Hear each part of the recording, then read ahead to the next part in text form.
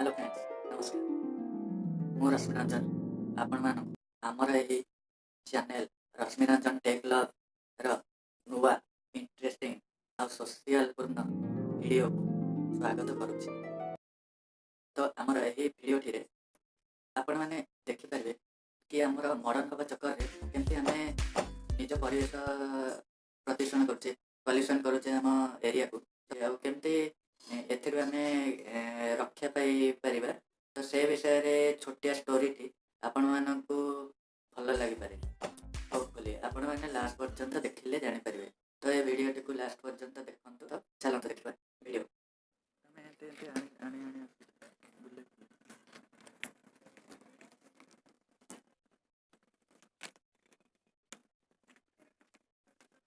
अरे ए भाई मोर हटिया अबे एमती कौन हो तुम किसी कम धंदा ना कि पढ़ापढ़ी करना कि जाकि खेला खेली करना जाकि माटी हाथ हो गछ लगौच कौन ये सब धंदा मैंने किसी बुझी मारी कला कदी गछ बंचुची तू बंचीचु गछ बंची तू बंचीचु जान ना परिवेश प्रदूषण हो रोकुଛୁ ଆମେ ନହେଲେ ମଣିଷ ଏମିତି କହୁଛନ୍ତି ଜାଣିଛୁ ନା ନାଇଁ ଆଗରୁ ଲୋକ 100 ବର୍ଷ ବଞ୍ଚୁଥିଲେ ଏବେ କାଇଁ କମ ବଞ୍ଚୁଛନ୍ତି ଜାଣିଛୁ ନା ନାଇଁ। अच्छा एमती ताहले कथा ए गछ लगेई देले ये हबो हां गछ लगेले बंचुଛୁ ନହେଲେ ଅମ୍ଳଜାନ ମିଳନ୍ତାନି ଯାଇ କିଣା ହନ୍ତା ଜାଣିଛୁ ନା ନାଇଁ। ଅମ୍ଳଜାନ ସକାଶେ ମଣିଷ ବଞ୍ଚୁଛି ନା ଗଛ ଅମ୍ଳଜାନ ଆମକୁ ଦଉଛି କିଏ ଦଉଛି ଅମ୍ଳଜାନ କହିଲୁ ଗଛ ବୁଝିବା ଦରକାର ଗଛର ମହତ୍ତ୍ୱ କେତେ ଜାଣିଛୁ ଏଇ ଗଛ ଅମ୍ଳଜାନ ଦଉଛି ବେଳକେ ଆମେ ଆଜି ନିଶ୍ୱାସ ପ୍ରଶ୍ୱାସ ନଉଛୁ ଯଦି ଗଛ ମରିଯିବ ଅମ୍ଳଜାନ କୁଆଡେ ଆସିବ ଆମେ କୋଉଠୁ ନାଇଁ ଭାଇ ମୁଁ ଏବେ ଟିକଟକ୍ କରିବ ଭିଡିଓ କରିବ ଖାଲି ତ ଟିକଟକ୍ ଭିଡିଓ କରିଲେ କଣ ଗଛ ବିଷୟ ଟିକେ ଜାଣ ଟିକେ ଭାଇ ଆମେ ତ ଝିଅ ମାନଙ୍କ ବିଷୟରେ ଜାଣିବା ପାଇଁ ଇଣ୍ଟରେଷ୍ଟ ଆଉ ତମ ଇଏ ବିଷୟରେ ଜାଣିବା ପାଇଁ କଣ ପାଇଁ ଇଣ୍ଟରେଷ୍ଟ ହବୁ ମାଟି ହାତ ହେଲେ କିଛି ହାତ ସିନା ଓଦା ହେଇଲା ମାଟି ସିନା ହେଲା କେତେ ମୂଲ୍ୟ ରହିଲା କହିଲ ଗୋଟେ ଗଛ ଲଗେଇଲେ ଗୋଟେ ଗଛ କେତେ ଅମ୍ଳଜାନ ଦଉଛି ଜାଣିଛ।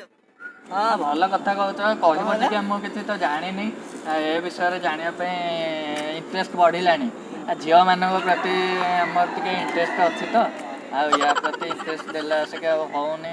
ହଉ କ'ଣ କହୁଛ କୁହ କ'ଣ କହୁଥିଲ ପରିବେଶ ପ୍ରଦୂଷଣ ଦେଖେ ଆମର ଦିଲ୍ଲୀରେ ଯେଉଁ ପରିବେଶ ପ୍ରଦୂଷଣ ହେଉଛି ଏବେ ସବୁ ମାସ୍କ ଲଗେଇଲେ ଅମ୍ଳଜାନ ବି ବିକ୍ରି ହେଲାଣି କେତେ କୁଆଡ଼େ ହେଲା ଅମ୍ଳଜାନ ଗଛ ଅମ୍ଳଜାନ ଦେଉଛି ନା କି ଅମ୍ଳଜାନ ଦେଉଛି ଗଛ ସିନା ବଞ୍ଚେଇଲେ ଆମେ ଗଛ ହାଣିକି ଏମିତି ଭଳିଆ ପକେଇବା ସବୁ ହାଣିକି ସବୁ କଳକାରଖାନା କରି ଚାଲିବା ଗାଡ଼ି ମଟର କରି ଚାଲିବା ଧୀରେ ଧୀରେ ମୃତ୍ତିକା ପ୍ରଦୂଷଣ ହେଇ ଚାଲିବ ଏବଂ ବାୟୁ ପ୍ରଦୂଷଣ ତ ଆମେ ବଞ୍ଚିପାରିବାନି ମୃତ୍ତିକା ପ୍ରଦୂଷଣ ହେଇପାରିବ ସବୁ ପ୍ରଦୂଷଣ ବଞ୍ଚିବେ କେମିତି ଆମେ ଗଛଟା ହଉଥିଲି କି ଆମେ ତା ସକାଶେ ବଞ୍ଚୁଛୁ ଗଛ ସକାଶେ ଆମେ ବଞ୍ଚୁଛୁ ଆମ ସକାଶେ ଗଛ ଅଛି ଗଛଟା ପ୍ରଥମେ ବଞ୍ଚେଇବା ଦରକାର ସେଥିପାଇଁ ଆମେ ଗଛମାନଙ୍କୁ ବଞ୍ଚେଇବା ଯେ ଗ୍ଲୋବାଲ ୱାର୍ମିଂ ହେଉଛି ଏବେ ସବୁ କୁହୁଡ଼ି ହେଉଛି ଶୀତ ବଦଳରେ କୁହୁଡ଼ି ହେଉଛି ଏବେ ଦେଖ ବର୍ଷା ଖରା ଶୀତ ତିନୋଟି ଋତୁ ମୁଖ୍ୟ ହେଉଛି ଦିଲ୍ଲୀରେ ହଁ ମୁଁ ଦିଲ୍ଲୀରେ ଶୁଣିଥିଲି କି ସବୁ କ'ଣ ମାସ୍କ ହେରିକା ମିଳୁଛି ମାନେ କେତେ ଜଣ କ'ଣ ଉପରକୁ ପଳେଇଲେଣି ମାନେ ଏଇ ସତ କଥା ଏବେ ବି ଓଡ଼ିଶା ଟାର୍ଗେଟ ରହିଛି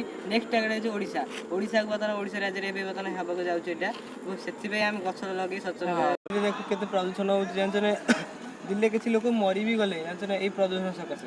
ଭାଇ ମୋ ପାଖରେ ତ ଏତେ ଟାଇମ୍ ନାହିଁ ଆଉ ଯଦି ନା କିଛି ବୁଝେଇବ ସର୍ଟକଟ୍ରେ ବୁଝା ଆଜିକାଲି ସର୍ଟକଟ୍ର ଜମାନା ନହେଲେ ମୋର ଟାଇମ୍ ନାହିଁ।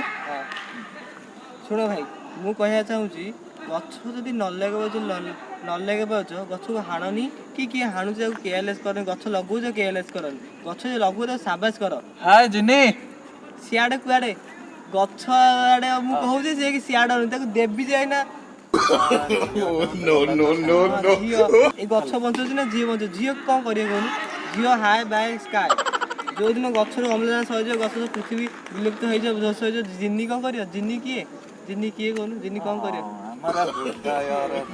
ଜିନି କିଏ କହୁନୁ ଜିନି କ'ଣ କରିବ ଏବେ ବାୟୁ ପ୍ରଦୂଷଣ ବିଷୟରେ କୁହ ଭାଇ ସେ ଗଲାଣି ମୋ ଟାଇମ୍ ଇଏ ହେଉଛି କୁହ ଜଲ୍ଦି କୁହ। ଶୁଣ ଭାଇ ଗଛ ସକାଶେ ଆମେ ବଞ୍ଚୁଛେ ଗଛକୁ ପ୍ରଥମେ ବଞ୍ଚେଇବା ଦିଲ୍ଲୀରେ ବି ଦେଖ କେମିତି ଅବସ୍ଥା ହେଲାଣି ଦିଲ୍ଲୀ ଜାଣିଛ କେତେ ଲୋକ ମରିଗଲେ ମୁହଁରେ ଏବେ ସବୁ ମାସ୍କ ମିଳୁଛି ତ ସେଥିପାଇଁ ଆମେ ଜାଣିଲୁ ଆମେ ଗଛ ହେରିକା ଲଗେଇବୁ ଆମ ଘରେ ବି ଛାତ ଉପରେ ଯୋଉଠି ହେଲେ ଗଛ ହେରିକା ଲଗେଇବୁ ଛୋଟ ଗଛ ବି ଲଗେଇ ପାରିଲେ ସିଏ ବି ଚଳିବ ଫୁଲ ଗଛ କି ଯାହା ତ ତାପରେ କ'ଣ କହୁଛନ୍ତି କୁହନ୍ତୁ କ'ଣ ଆଉ ଗାଡ଼ି ହେରିକା ଇଏ କ'ଣ କହୁଥିଲେ ଗାଡ଼ି ଶୁଣନ୍ତୁ, ଆପଣ ଯେଉଁ ଗାଡ଼ି ବ୍ୟବହାର କରୁଛନ୍ତି, ପ୍ରଥମେ ଆପଣଙ୍କ ଗାଡ଼ି ବ୍ୟବହାର କରିବା ଦ୍ୱାରା ପରିବେଶ ପ୍ରଦୂଷଣ ହେଉଛି, ବାୟୁ ପ୍ରଦୂଷଣ ହେଉଛି, ଯାହାକି ବାୟୁ ପ୍ରଦୂଷଣ। ସେକେଣ୍ଡ ହେଉଛି ଆପଣଙ୍କ ପଇସା ଖର୍ଚ୍ଚ ହେଉଛି, ତାକୁ ଝିଲି ମିଲି ନିଲି ହଜାରେ ଯିବା ଆସିବା କରିକି ହଜାରକୁ ନେଇକି ଯାଉଛନ୍ତି, ଟଙ୍କା ଖର୍ଚ୍ଚ, ପେଟ୍ରୋଲ ପକେଇ ଟଙ୍କା ଖର୍ଚ୍ଚ, ଟଙ୍କା ଖର୍ଚ୍ଚ ହେଲା, ଦୁଇରେ ବାୟୁ ପ୍ରଦୂଷଣ ହେଲା, ତିନିରେ ଆପଣ ତୃତୀୟ କ୍ଷତି ହେଉଛି କ'ଣ ନା ଆପଣ ଖାଲି ଯାଉଛନ୍ତି ପଇସା ଖର୍ଚ୍ଚ ହେଲା, ବାୟୁ ପ୍ରଦୂଷଣ, ଯେଉଁ ଦୁଇଟା କ୍ଷତି ହେଲା। ଆପଣ ସାଇକେଲ ବ୍ୟବହାର କରିବେ, ଆପଣ ଲାଭ ହେଉଛି ଦେଖ, ପ୍ରଥମ ଲାଭ ଆମର ପଇସା ବଞ୍ଚିଲା, ସେକେଣ୍ଡ ହେଉଛି ପରିଶ୍ରମ ହେଲା, ଥାର୍ଡ ହେଲେ ସାଇକେଲରେ ମଜା ଚଲେଇଲେ ଅଲଗା ମଜା ଅଛି। ତିନିଟା ଉପକାର ପାଇଲେ ସେଇଠି ରହିପାରିବେ। ଦେଖନ୍ତୁ ତିନିଟା ଉପକାର ପାଉଛନ୍ତି, ଏପଟେ ଦୁଇଟା ଅପକାର ପାଉଛନ୍ତି। ଆପଣ କୋଉଟା ଚାହିଁବେ, ଉପକାର ନା ଅପକାର? କଳକାରଖାନା ତାହେଲେ ଅଳ୍ପ ଇଏ କରିବାକୁ ପଡ଼ିବ। କଳକାରଖାନା ବି ଯେତେ କମ୍ କରିବେ, ଶିଶୁ ଶ୍ରମିକ ଏବେ ସବୁ କରୁଛନ୍ତି, ଯେଉଁମାନେ 15 ବର୍ଷ 18 ବର୍ଷ କମ୍ ଶିଶୁ ଶ୍ରମିକ, ସେ ତାକୁ ନେଇ ଖଟଉଛନ୍ତି। କଳକାରଖାନା ଅଧିକ ବେଆଇନ ତ ନିଶ୍ଚୟ। ଏଇ ବେଆଇନ କାର୍ଯ୍ୟ ରୋକିବାକୁ ପଡ଼ିବ, ବେଆଇନ ରୋକାଯିବ। ଏବଂ ଆମର ଚାଷ ଜମି ହେରିକା ବି ପଡ଼ିଛି। ପଡ଼ିଲେ କ'ଣ, ଏବେ ତ ମରୁଡ଼ି ଧୀରେ ଧୀରେ ପଡ଼ିବ, ଏବେ ଚାଉଳ ରେଟ୍ ବଢ଼ୁଛି, ସବୁ ରେଟ୍ ବଢ଼ୁଛି। କାହିଁକି ବଢ଼ୁଛି? ଚାଷ ନ କଲା କୁ ସବୁ ରେଟ୍ ବଢ଼ୁଛି।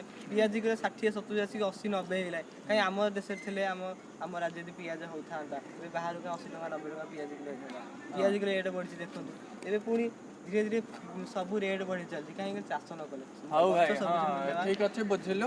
ଆଉ କେତେବେଳେ ଦେଖା ହେଇ କଥା ହେବା। Hello viewers, welcome to Rashmi Ranjan tech club.